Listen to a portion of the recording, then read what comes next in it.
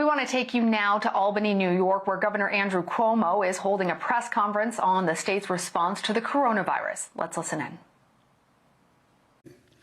Is fewer people are going into the hospitals still net positive.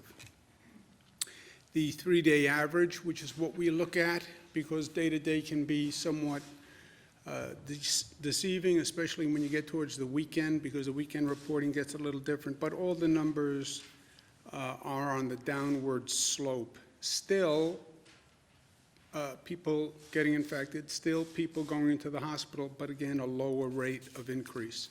The number of ICU admissions is down. The 3-day average on ICU admissions is down. This is a little deceptive because at one time hospitals had discrete ICU wards or ICU beds. Effectively now in a hospital, all the beds are ICU beds. It's like the entire hospital has turned into an ICU facility.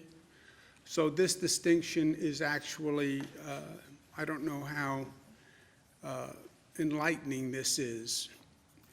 This, however, is still a discrete category, the increase in the number of intubations.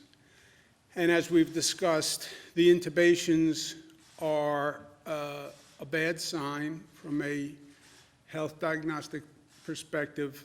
And when we talk about the number of deaths, those tend to be people who've been intubated for the longest period of time. So while ICU beds may not mean anything anymore in the hospital system, intubations are still intubations. And this is a very good sign that the intubations are down. We were worried about the spread from New York City to Long Island and upstate. If you look at the bar chart, you can see almost a wave where it did start to move. We have been working very hard in Nassau, Suffolk, Westchester, Rockland, which are the surrounding suburbs to New York City. And so far, we've had hot spots, but we've attacked them aggressively. And we believe that we have stabilized the situation upstate and in the suburbs, which is what you see in that chart. Terrible news is the number of lives lost, 783 yesterday. That is not an all-time high.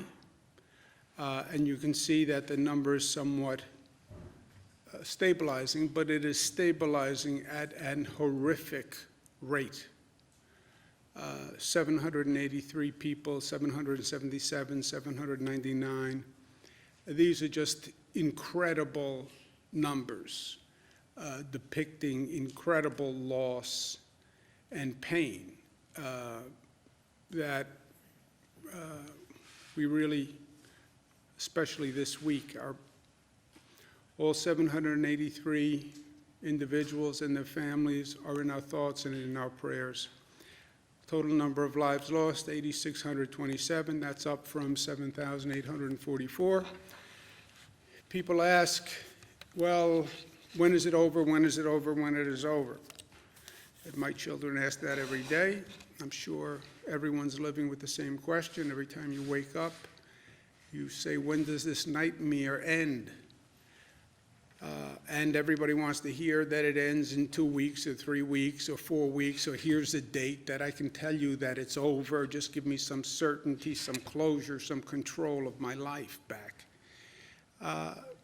But I also said from day one, and when I raised my hand to take the oath originally, I would never tell you anything but the truth, even if the truth is inconvenient or painful.